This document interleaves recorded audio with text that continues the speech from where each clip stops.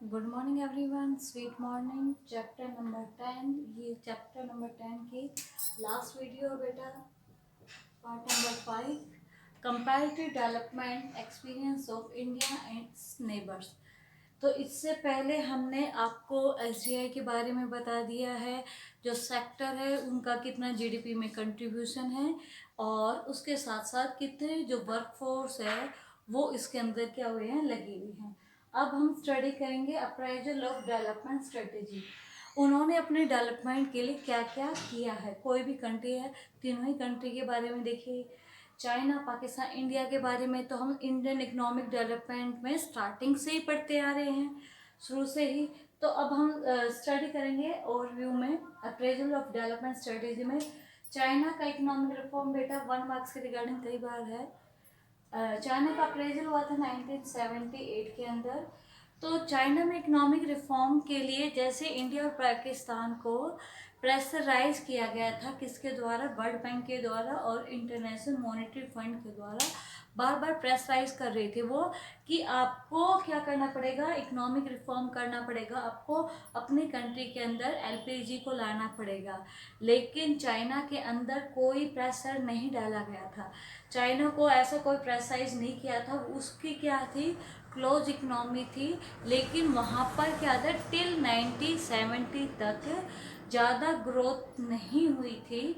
और कहीं ना कहीं जो मायो ने जो स्ट्रेटेजी अपनाई थी वो भी इतनी अच्छी नहीं थी। मायो की जो स्ट्रेटेजी थी बेटा, एक तो ग्रेट लीप फॉरवर्ड वाली स्ट्रेटेजी थी जो 1958 में थी, और एक ग्रेट पोलिट्रियन वाली स्ट्रेटेजी थी।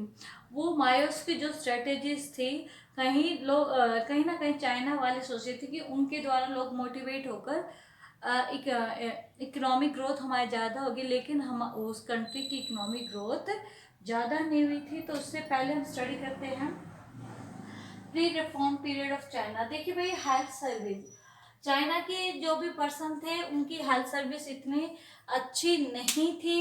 हेल्थ सर्विस अच्छा ना होने के पीछे बेसिक रीजन होता है बेटा, इंफ्रास्ट्रक्चर फैसिलिटी इतनी अच्छी नहीं थी।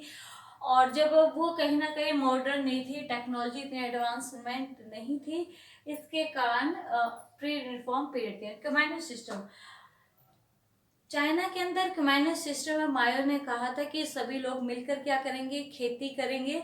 और क्या होगा, जब इकट्ठे मिलकर करेंगे तो क्या होगा, खर्चा कम आएगा, प्रोडक्टिविटी ज़्यादा होगा। लेकिन एक्चुअली में हुआ उसका उल्टा, जो इन्वायरमेंट डिग्रेड्स हुआ और इतना अच्छी प्रोडक्टिविटी नहीं। एक्सटेंसिव लैंड रिफॉर्म, क्या उन्हें लग रहा है कि बार बार वहाँ पर उन्हें प्रेशराइज किया जा रहा है। मैंने बताया था केवल 10% ही लैंड एरिया ऐसा है चाइना के जहाँ पर एग्रीकल्चर प्रोडक्टिविटी, बार बार वहाँ पर एक्सटेंसिव लैंड रिफॉर्म होने लगा।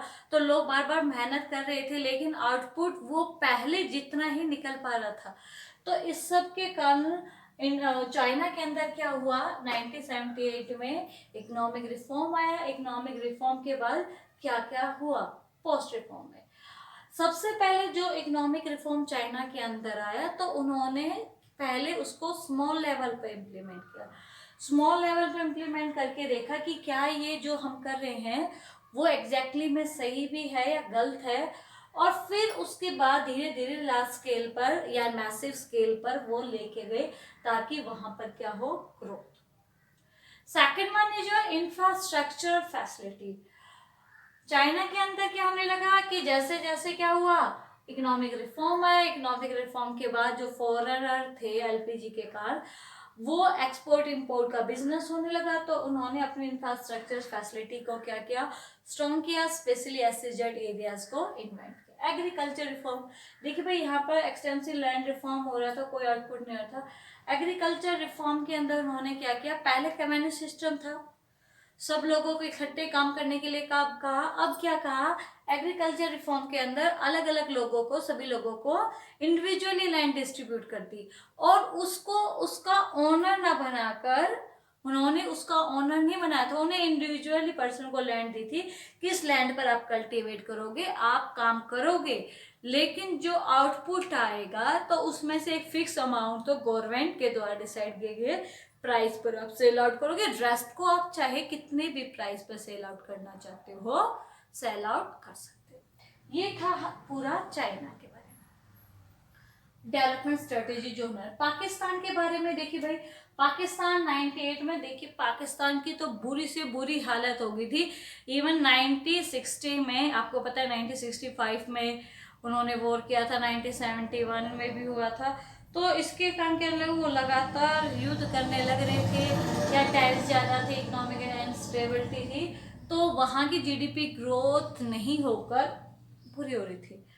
तो प्री रिफॉर्म पीरियड में क्या होता था, एग्रीकल्चर जो भी प्रोडक्शन होता था या फिर जो भी आपका हॉर्टिकल्चर से रिलेटेड है, वो सारा का सारा किस पे बेस था, हार्वेस्टिंग पे। अगर अच्छी बारिश हुई तो प्रोडक्टिविटी अच्छी होती थी, और अगर अच्छी बारिश नहीं हुई तो प्रोडक्टिविटी नहीं। नो टेक्निकल चेंज, उन्होंने कोई टेक्निकल चेंज नहीं किया था कि भाई एग्रीकल्चर के अंदर, इंडस्ट्रियल के अंदर, जिससे उनकी प्रोडक्टिविटी क्या हो जाए, इंक्रीज हो जाए। इसलिए और कहीं ना कहीं वर्ल्ड बैंक और आईएमएफ भी बार बार उनको प्रेशराइज कर रहा था। पोस्ट रिफॉर्म के अंदर क्या हुआ, पोस्ट रिफॉर्म जैसे ही पाकिस्तान के अंदर आया इकोनॉमिक रिफॉर्म, तो फॉरेन एक्सचेंज, क्या फॉरेन एक्सचेंज के द्वारा हम क्या कर सकते हैं, इजिली से अपने गुड्स को क्या कर सकते हैं, एक्सपोर्ट कर सकते हैं या हम इम्पोर्ट्स कर सकते हैं, जिसके द्वारा फॉरेन एक्सचेंज वहां पर होने लगा।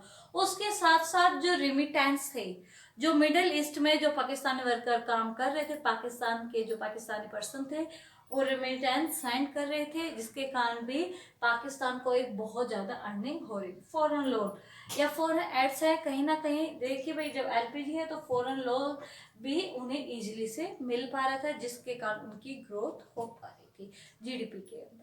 तो ये तो था हमारा तीनों के अंदर। देखिए भाई, इंडिया के बारे में तो हम स्टार्टिंग से पढ़ते आ रहे हैं। इकोनॉमिक रिफॉर्म हुआ था 1991 में, एलपीजी बनाई थी। उससे पहले की स्थिति क्या थी, फिजिकल डिफिसिट बहुत ज़्यादा लॉस में हो रहा था, इन्फ्लेशन क्राइसिस आ गया था, गल्फ बिटवीन जो भी हमारी कंट्रीज थी, इन जितने भी ईरान इराक के बीच में, तो इसके कारण मॉनेटरी पॉलिसी स्ट्रॉन्ग नहीं थी। तो इन सब के कारण क्या हुआ था, इकोनॉमिक रिफॉर्म इंडिया के अंदर आया था। इकोनॉमिक रिफॉर्म के बाद क्या होने लगे, टेक्नोलॉजी एडवांसमेंट आ गए, मशीन का ज़्यादा यूज़ करने लगे, इंडस्ट्रियल ग्रोथ हो गई थी, ये सारी चीज़ें। कंक्लूजन, अब हम इस चैप्टर का लास्ट में कंक्लूड करके बता रहे हैं कि चैप्टर के अंदर हमने क्या किया। इंडिया का जैसे ही क्या हुआ, इंडिया के अंदर परफॉर्म मॉडरेटली की टिल 1970 तक तीनों के तीनों कंट्री बिल्कुल एक जैसी थी, किसी के अंदर ग्रोथ नहीं थी, इतनी सेम चल रहे थे। 70 के बाद 78 में यहाँ आया, 88 में पाकिस्तान, 91 में इंडिया के। तो उसके बाद धीरे धीरे उसकी परफॉर्म अच्छी होने लगी, लेकिन इंडिया के अंदर क्या था, लैक ऑफ इंफ्रास्ट्रक्चर था, इंफ्रास्ट्रक्चर इतनी अच्छी फैसिलिटी नहीं थी, जिसके कारण जो फॉरेन इन्वेस्टर थे वो इंडिया के अंदर क्या नहीं करना चाहते थे, इन्वेस्टमेंट नहीं करना चाहते, एफडीआई इतने अच्छे से ऐसे जेड एरियाज नहीं। 1/3 पॉपुलेशन बीपीएल, अभी भी इंडिया के अंदर क्या है, अगर मैं बात करूं कि 21.9, यानी अभी भी हमारी 1/4 पॉपुलेशन किसके नीचे है, बीपीएल में आ रही है। तो ये सारी चीज़ें पाकिस्तान में क्या है, कहीं ना कहीं जो पाकिस्तानी है वो डिपेंडेंस है किस पर, रिमिटेंस पर, फॉरेन एड्स पे। यानी कि है ना, क्या तो पाकिस्तानी जो पाकिस्तान से बाहर है वो रिमिटेंस सेंड कर दे, या फिर उन्हें कहीं ना कहीं फॉरेन एड्स मिल जाए, सहायता मिल जाए, जो यूएसए, यूके, रूस वगैरह उन्हें लगातार देता ही रहता है, जिसके कारण वो सोचते थे कि उनकी जीडीपी की ग्रोथ क्या हो जाएगी, इम्प्रूव हो जाएगी, पहले से बेटर हो जाएगी। चाइना, चाइना के अंदर क्या है, पॉलिटिकल फ्रीडम नहीं है। तो एक वर्ड था बेटा, लिबर्टी इंडिकेटर, उसके अंदर क्या होता है, कहीं ना कहीं आपको डेमोग्राफी ट्रांजिशन के अंदर आपको फ्रीडम है कि कितनी आपको फ्रीडम मिल रही है, कॉन्स्टिट्यूशन लॉ के अंदर या जुडिशरी लॉ के अंदर आप अपनी बात को कितनी अच्छी तरीके से पेश कर सकते हो। चाइना के अंदर नहीं है, इंडिया के अंदर है, पाकिस्तान के अंदर भी इतनी नहीं है, वहाँ पर भी मिलिट्री रूल है। लैक ऑफ पॉलिटिकल फ्रीडम, वहाँ पर पॉलिटिकल फ्रीडम नहीं है, सारा का सारा कौन है, central plan economy, central plan economy. Market system भी था, देखिए भाई वहाँ पर इकोनॉमिक रिफॉर्म आ गया था, लेकिन जो भी मार्केट सिस्टम था वो भी कहीं ना कहीं उसको भी काम करना पड़ता था, पॉलिटिकल कमिटमेंट भी, जो पॉलिटिकल ने कमिटमेंट कर रखे उसके अंदर ही चाइना वाले अपना प्रोडक्ट को क्या कर पाते थे, इंपोर्ट एक्सपोर्ट करते। Collective ownership of land, collective सारे मिलकर काम करेंगे, जिसके कारण भी क्या होगा, प्रोडक्टिविटी में इंक्रीज नहीं। पब्लिक इंटरवेंशन, कहीं ना कहीं जो पब्लिक का इंटरवेंशन था, कि कहीं ना कहीं पब्लिक इन्वॉल्वमेंट थी, वो केवल सोशल इंफ्रास्ट्रक्चर के अंदर थे, इकोनॉमिक इंफ्रास्ट्रक्चर में उनका मेन रोल नहीं था। जब पब्लिक इंटरवेंशन हुआ सोशल इंफ्रास्ट्रक्चर में, तो उससे सीधा क्या हुआ कि उनका जो जो पर्सन था चाइना वाले का, उनका ह्यूमन डेवलपमेंट हुआ, उनकी ग्रोथ हुई। किसके मामले में? एजुकेशन के मामले में, उनकी किसके मामले में? हेल्थ के मामले में। और जब किसी भी कंट्री की एजुकेशन और हेल्थ दोनों स्ट्रांग होगी, तो वो क्या होगा? फुल एफर्ट से काम करेगा, जिसके कारण इसमें क्या होने लगा? डबल जो क्या होने लगा? गति से प्रोग्रेस होने लगा, जीडीपी ग्रोथ में एकदम उछाल आया।